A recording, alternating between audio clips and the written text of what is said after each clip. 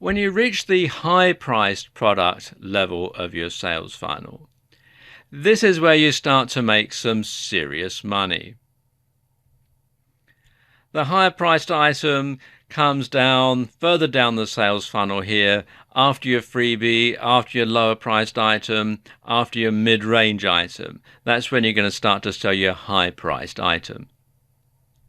And in a way, things start to get easier at this level because you have customers who know you and are starting to trust you. And if you've over-delivered on value with your low and mid-range products, then people will know what to expect.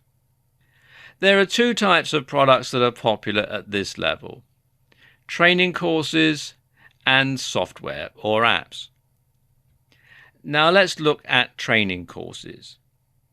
When you have your training course, you want to have higher production values than your ebook and other videos. That means something like having a presenter talking to camera in the video part and music at the beginning and end of each video, 3D graphics, etc. Something that shows that you have actually spent some money in making this product. Now, your courses should be text and video based, and the text and the video should work together. So, for example, you could have video lessons with a workbook or a reference manual, and the whole thing ties together. Now, you can research and create these courses yourself, or you can rework PLR or public domain materials. So you can do all that yourself, or you can outsource it to a professional. Now, when it comes to delivering your courses, you do have a couple of options. And the first way to deliver them is digitally, and that means from a site on the internet. Now, when you do it this way, the overheads are much lower. And of course, when you do it digitally, you can update the materials much more easily. The other way of distributing your courses is to distribute it physically.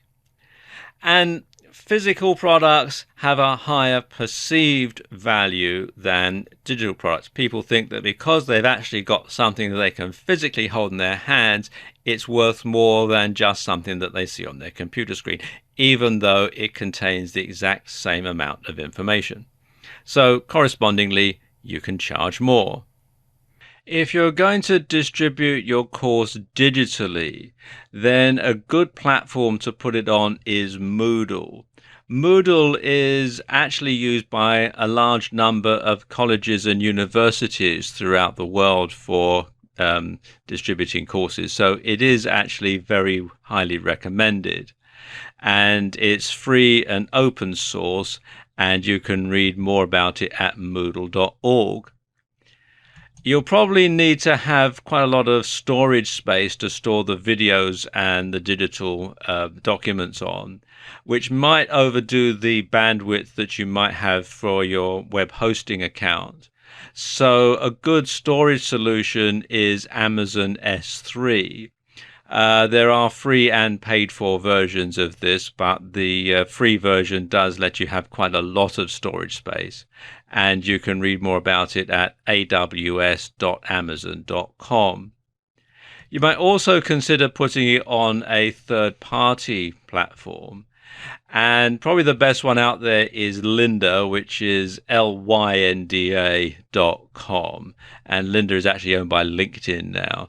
And there's all sorts of different courses out there that you can use, and you can actually start to drive traffic to your course via Lynda. It's actually quite a good deal.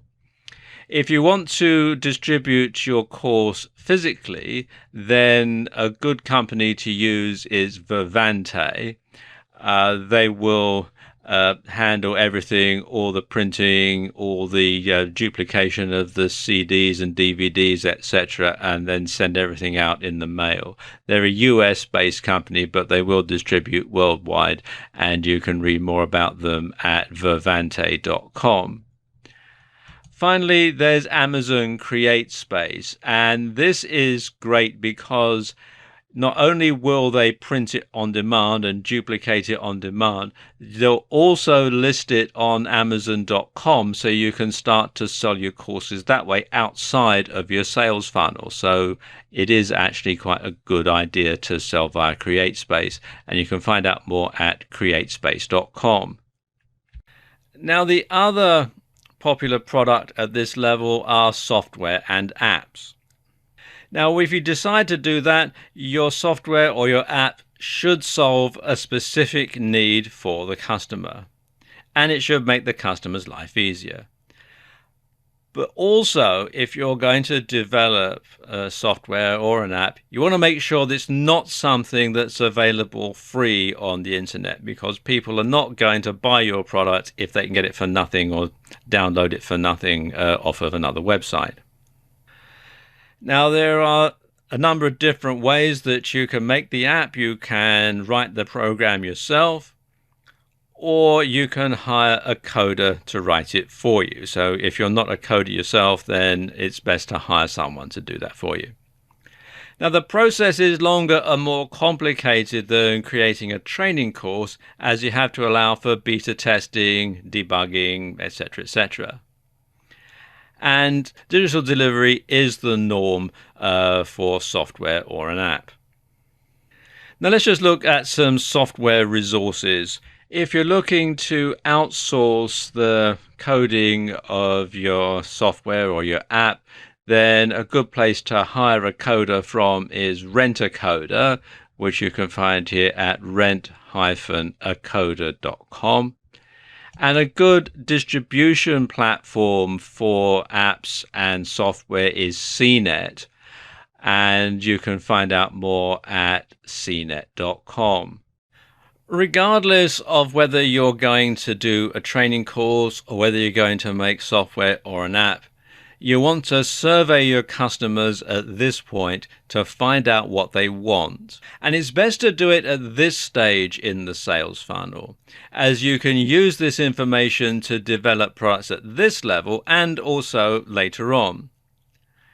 Now, people on your prospect list may just be freebie seekers who are looking to get stuff for free. So they're not really the best sort of people to ask what they want, because their answer is going to be, well, something for nothing. So after you've actually got customers, people who've actually parted with money to buy one of your products, then that's the best time to do the survey and to ask them what they want.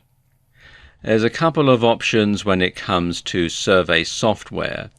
The first one is SurveyMonkey. Now, this is a hosted solution, and you can read more about it at surveymonkey.com, and there are free and paid for versions. Another option is Lime Survey, and this is a free open source solution that you host on your own server. And if your hosting package comes with Fantastico or Softalicious, you may be able to install this from within cPanel. Otherwise, you can download the software from limesurvey.org and install it manually. It's actually quite straightforward. At this stage in the funnel, products can be yours or they can be affiliate products. If you sell an affiliate product, purchase it yourself first to make sure it's good and to see what the sales process is like. You'll also be added to the affiliate product manufacturer's sales funnel, which can give you some insight into ways to improve yours.